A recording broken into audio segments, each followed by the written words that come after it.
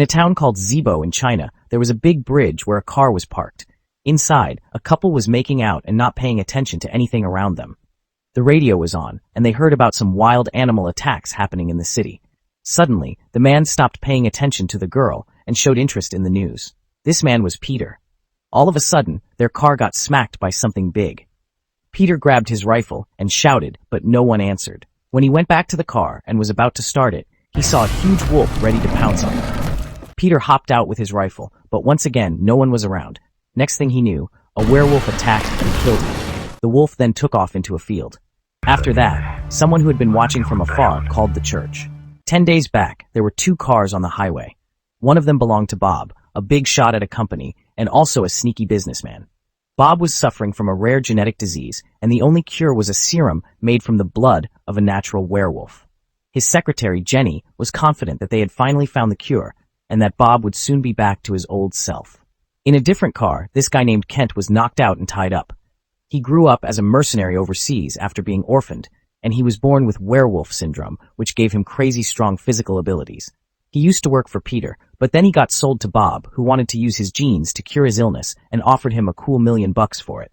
On transfer day, the drug wore off quickly, and Kent transformed into a werewolf right away. He went wild and attacked the guards in the car, so Bob told his guys to go after them. The driver had a hard time keeping control and ended up getting hit by a truck. When they checked after the crash, Kent was nowhere to be found. Bob then told his secretary to get in touch with a guy named John. John led a group of professional mercenaries. They found evidence of Kent in Peter's car, and John was convinced Kent was out for revenge. They searched for clues and set out to track down Kent. They went into the forest and eventually came to a big open field, certain Kent was there. Setting traps and using gunfire, they finally found Kent, but he managed to escape despite being shot.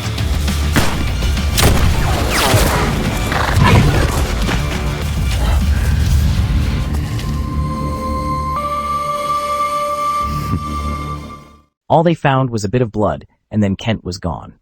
At the edge of the city, there was this old beat-up pickup truck parked on the side of the road, and you could see this girl, named Rose, and her brother Ron there. Rose ran a little flower shop and took care of her brother after their parents passed away. She had been trying to fix up her old truck and finally got it working again. But just as they were about to take off, they heard this strange noise from the back. Turned out, Kent, who was still in his werewolf form, had snuck into the truck and transformed back into a human to grab his jacket. Rose didn't notice anything, so they just took off. However, John's crew couldn't find Kent, and they saw that the blood trail stopped at the side of the road.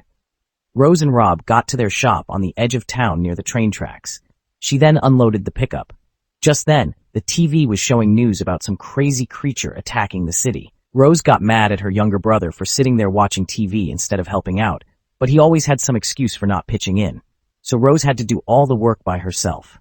Then John and his crew showed up. Rose heard a noise in the kitchen and went to check it out, but didn't find anyone.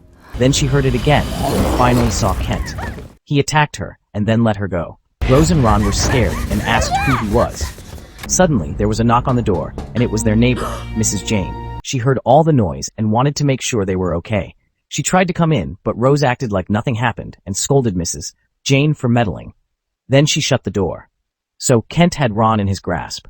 Rose pleaded with him not to hurt her brother and promised she'd do anything for him. Meanwhile, Mrs. Jane was still fuming and yelling at Rose from outside.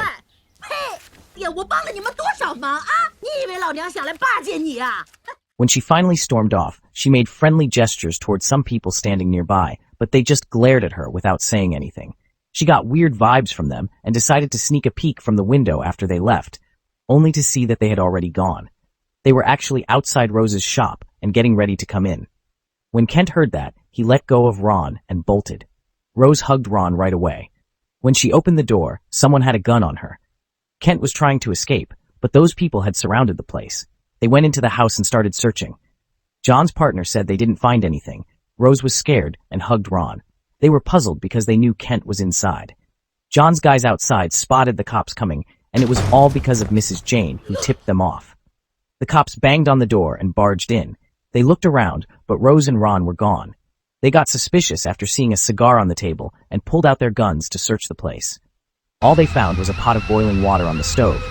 John and his guys kept Rose and Ron at gunpoint to keep them quiet. Kent was also still hiding there. John's crew outside started shooting at the cops.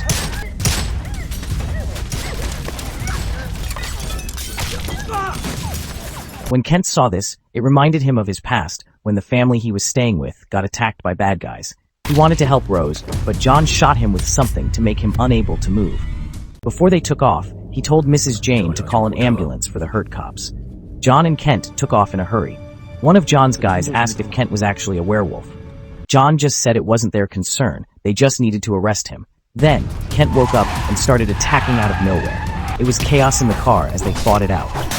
A guy from John's team, David, fell out of the car, and then he quickly stole the car that was coming at him. At the same time, the car that Kent was in got to a bridge that was still being built. The worker at the construction site was shocked to see the car speeding towards him and told them to stop, but the car kept coming. Inside, John was still trying to wrestle with Kent, but they accidentally made the driver pass out. Right before the car went into the river, John grabbed his female coworker and jumped out of the car. David got there soon after and asked about the driver, who was his friend. At the same time, more cops showed up at Rose's place and started asking the neighbors about the guys who broke in. Ron was still freaked out and gave Rose a hug. Then he asked her for something to eat since he was hungry. John told Bob about their mission. They messed up and the person they were supposed to take out ended up in the river. They couldn't give back all the money because their driver died, so they only gave back half. Bob's crew threatened John with guns, but Bob decided to spare him. Jenny assured her boss that they'd figure out a different way to save his life. Turns out, Kent was actually still alive. He made it to the riverbank and went back to Rose's house. Rose was stunned by his state and rushed him to the hospital. The doctor thought it was weird that Kent was totally fine with no scars. He figured Kent was just traumatized and would bounce back soon. Meanwhile, Kent was chatting with Ron and luckily got to go home. Rose grabbed Ron and said bye to Kent. She reassured him that she would be okay, but Kent still followed them. When Rose noticed Kent following, she thought he was amazed by her looks. She then asked him why he was trailing them. Kent held his stomach, and Rose understood what he meant. Eventually, she took Kent back to her place and made him something to eat. They were surprised by how much Kent ate. Rose inquired about his name and where he was from, but Kent didn't respond and just kept eating. Ron asked his sister what their connection was to Kent, and Rose said she would ask him to leave after he finished eating. However, Ron insisted that they should let him stay. Rose initially declined, but Ron continued to push, so she eventually agreed. Rose explained the house rules to Kent, but he wasn't paying attention. Instead, he was staring at a picture on the wall and got lost in memories of a special woman from his past. He tried to touch the photo, but Rose stopped him and reminded him not to touch anything in the house. She also gave him a list of chores to do, like mopping, doing the dishes and laundry, and taking care of the plants outside. Kent was fed up with all the rules and signaled to Ron to take him outside to play. When Rose wasn't looking, Ron snuck Kent out, and Rose finally realized they had slipped away. Ron showed Kent a place filled with dozens of bottles hanging, each containing paper cranes. Ron had heard that hanging many bottles with paper cranes in them would grant him a wish. Suddenly, Kent asked what his wish was. Ron then shared that Rose was sick with a blood disorder and only had a year to live. She was his only family, and he just wanted her to get better. He then asked Kent about his family, but Kent couldn't remember them at all. Kent then asked if Ron would consider him family if he helped to find money for Rose's treatment. Ron said yes.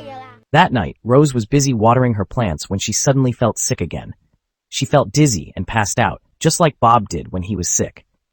They rushed her to the hospital, and Ron called their sister, crying. They waited outside the treatment room for news.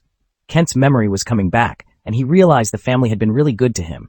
The doctor arrived and said that Rose needed surgery, and it could be pretty pricey. But Kent said he would cover the cost.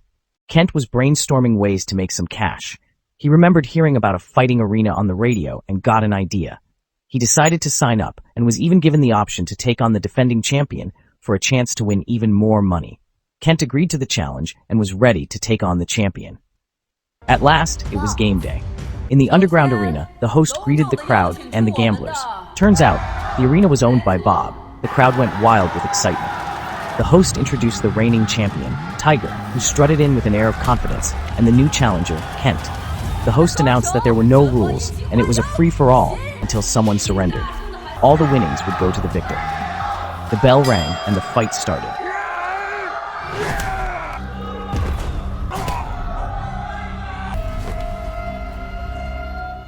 It all went down fast. Tiger went down, and everyone was shocked by the strong new challenger. The host then declared the winner, and Kent could take all the money home. Unfortunately, Bob and his secretary Jenny caught sight of the match that day. They had finally found their target again. Kent used the money he won to cover Rose's hospital bill. The doctor said Rose's condition was getting worse, even after the surgery. It seemed like they needed to start getting ready for the worst. Kent had just met Rose and Ron, but they were really nice to him. He couldn't help but smile when he saw Rose playing with her little brother, knowing that she was still battling to survive. Kent kept fighting in the underground arena to make more cash. He went up against all kinds of opponents and always came out on top.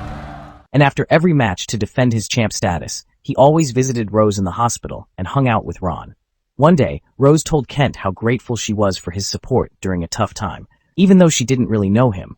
That's when Ron opened up about his past. He used to be an orphan and had a rare syndrome that made people treat him like a monster. Other kids at the orphanage would bother and bully him, leaving him feeling completely alone.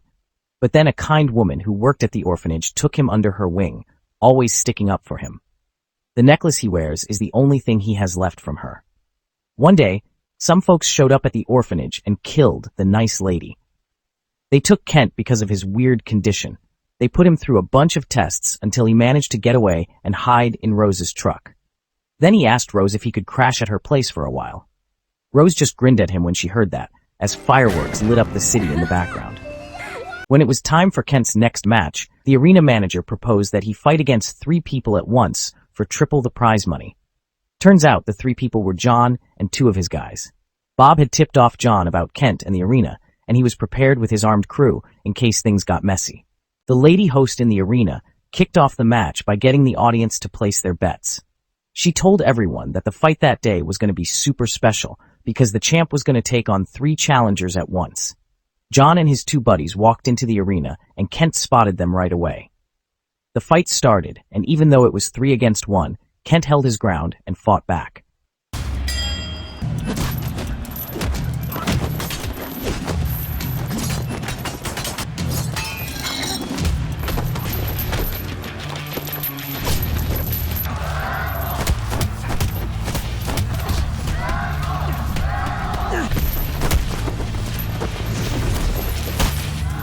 But eventually, they got the upper hand and chained and beat him up real bad. Just when it looked like John was about to finish him off, someone came out of nowhere and shot at John and his crew. The crowd freaked out and started running for the hills. Bob and his crew arrived shortly after. John had to watch his 2 buddies get killed right in front of him, but he didn't want to give up. He still wanted to take out Kent. Bob's guys shot at him as he tried to attack Kent. He finally got taken down. Kent was brought to Bob's secret lab, where they prepared to extract his blood and turn it into a serum. Jenny assured Bob that it would all work out and he shouldn't stress. The process started right away, but there was something off with Kent. They ended up giving him more meds, and finally, the process worked. But the surprise was when Kent suddenly woke up. He confessed that he let himself get caught by Bob and lost in the arena on purpose because he wanted to get the serum from his blood to cure Rose, who had the same disease as Bob. He knew only Bob had the equipment to extract the serum, so he played along with Bob's game. Then he took out the equipment from his body and grabbed the serum. Bob was mad and sent the guards to stop Kent. Kent was way too tough for the guards to handle.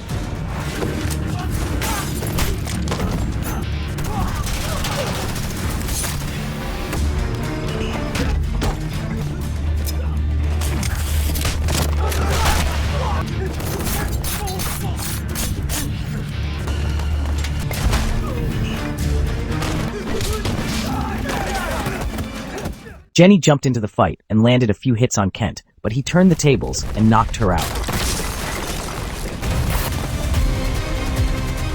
After that, he took care of Bob.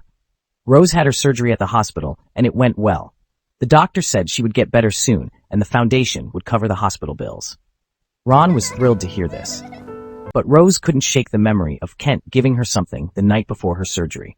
It turns out, the serum he gave her is what saved her life. Unfortunately, Kent ended up in a coma after giving his blood. Rose and Ron were really hoping that Kent would wake up soon. She reassured her brother that Kent would be back to normal soon. Just as they were about to leave, they heard the machine that was connected to Kent beep, and then saw Kent's fingers move. Rose's face lit up with joy, knowing that Kent was going to be okay.